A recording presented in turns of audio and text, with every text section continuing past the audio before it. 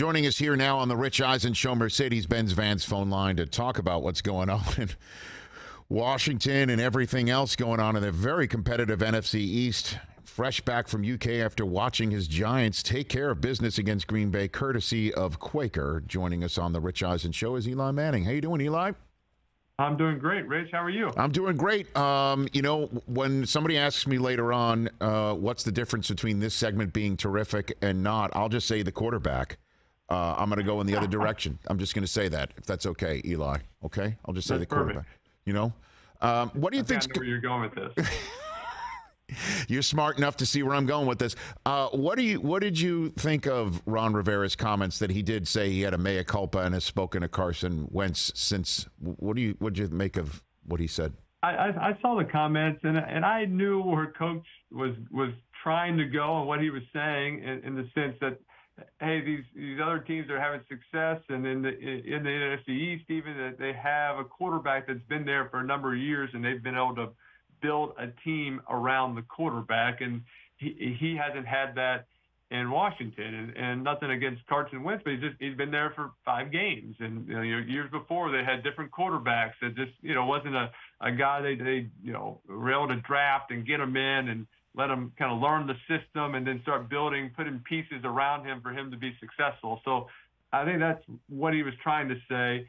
It just didn't come out perfectly, and I could see, why there was a little frenzy around it. Well, I mean, especially since, again, there's been, Carson Wentz being shown the door in 2 other spots, including Philadelphia. There's definitely some sensitivities around it, and that's kind of what made me wince, along with the lines of it doesn't make sense that you point to the Giants and say, well, they've built around this quarterback for a long time, and it's a new coach and a new system, and Daniel Jones looks terrific in it. So that doesn't make sense either, Well, I think just in the sense that, you have Daniel, they've drafted offensive linemen, you have Saquon around them, you have some players, done some stuff on the defense and to help and protect the offense in that sense. So, I think, obviously Daniel's playing great football right now. And so, when you're 4-1, everything's going right. When you're 1-4, anything you say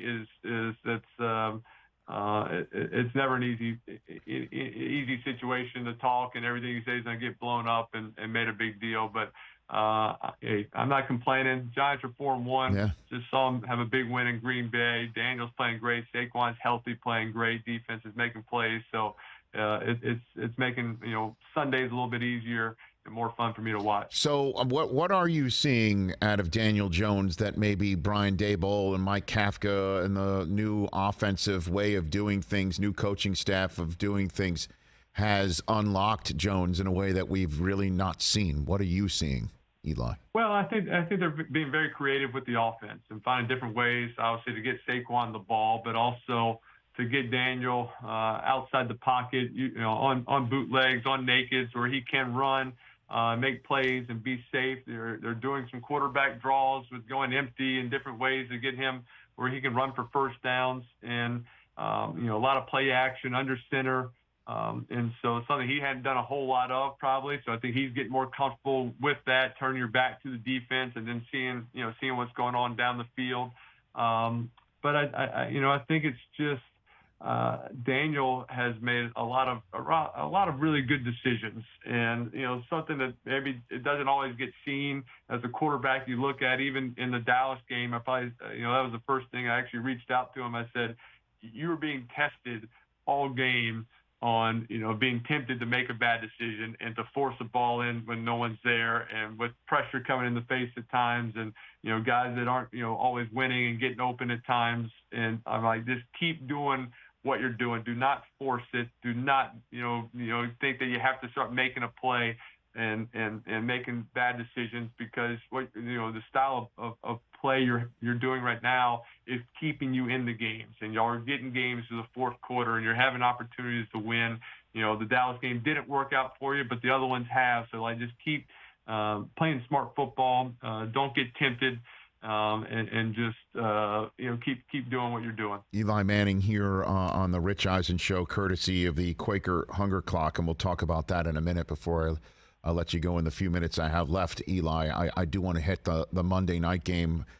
If you and your bro were on the Manning cast last night watching Chris Jones get called for roughing the passer despite a remarkable athletic play of him sacking Derek Carr and taking the ball away from him at the same time, what would you guys have said, do you think, last night? I think as quarterbacks, Peyton and I always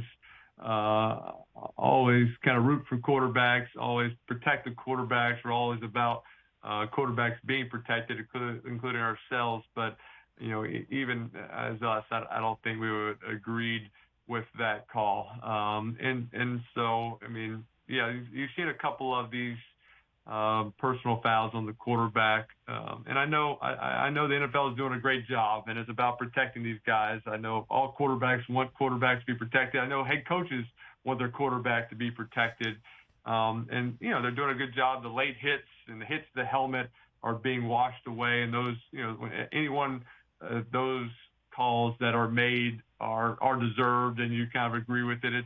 It's like kind of that driving into or that excessive hit of the quarterback or the throwing that's getting called. That is, it's subject and it's judgmental of the ref, and it's a little harder. It's harder to get it exactly right, and so whether they need to bring a replay to that or just get a little bit more fine tuning on the exact rules of it, because it becomes such a huge play. I mean, that's a strip sack fumble, but anytime there's a sack, for the most part, most of the time it's going to lead to a punt. Whether it's third down, it's definitely leading to a punt. But if it's second down and you lose 8 yards, it's probably going to lead to a punt. Now it's 15 yards. It's a new set of downs. I mean, it's almost becomes like a turnover if you call roughing the passer on it. All right, brother. What is the Quaker Hunger Clock, and how can people get involved in what you were talking about, sir? Yeah, I'm excited to partner with Quaker. One because I'm a huge oatmeal fan. Been eating it almost every day for the last 15 years, including this morning. But also, like Quaker, believe that the circumstances of life should never be a barrier to good nutrition. And part of their commitment is to help advance the food security in the U.S. Quaker is introducing this Quaker Hunger Clock in partnership with Feed America, and they're hoping to raise $500,000, which is equivalent to funding 5 million meals for Feeding America, and they're hoping to do this by Super Bowl 57. So there is a big Quaker Hunger Clock. It's in Arizona, across from where the Super Bowl is going to be played, and it'll be counting down the time to the Super Bowl and counting up the number of meals that have been raised through donations. And so fans can also go to QuakerHungerClock.com to find out more information and how to donate. Okay. So you're saying your 2 Super Sundays that you wound up finishing up as the MVP, you started with a bowl of oatmeal, Eli? Is that what you're saying? You know it. You gotta start the day right. I did not know it. I actually did not know that. I did not know that. Yeah. Okay. Not everybody did. All right. Not everybody asked me what I ate for breakfast on the Super Bowl. Is this the first? You did. You're the first. Well, I only ask the pertinent questions, Eli. What do we have in there? Are you a blueberry guy in there? Like what goes in the oatmeal? Yep. What goes in the Manning oatmeal? Yeah. Blueberry. Today was blueberry and strawberries. Oh. I'm also a blackberry. I like some raspberries. Right. So I'm a berry guy. Okay, you're a berry guy. Very good. Did not know that. I'm honored to be the first to have asked you the question, what you had for breakfast on your Super Sunday victories. Very good. Best to your brothers, best to your family, your mom and dad, best to all the Mannings, because, I am a 5th honorary member, or the 4th brother, honorary brother. So my dad made that decision. He did not really talk to the rest of the family. Are you serious? He made the decision. Eli, we have to live with it now. Eli, not everything's a check with me, okay? You know what I'm saying? Not everything's a check with me. Your dad can make these decisions. He made it on the spot. You were there. You saw it. Okay. So I'm going to hold him to it. So thanks for the time, Eli. Really appreciate it. Let's do this again whenever you're free. I appreciate it. Thanks, Rich. You got it. At Eli Manning on Twitter. I follow him as well. Chad Powers here on The Rich Eisen Show.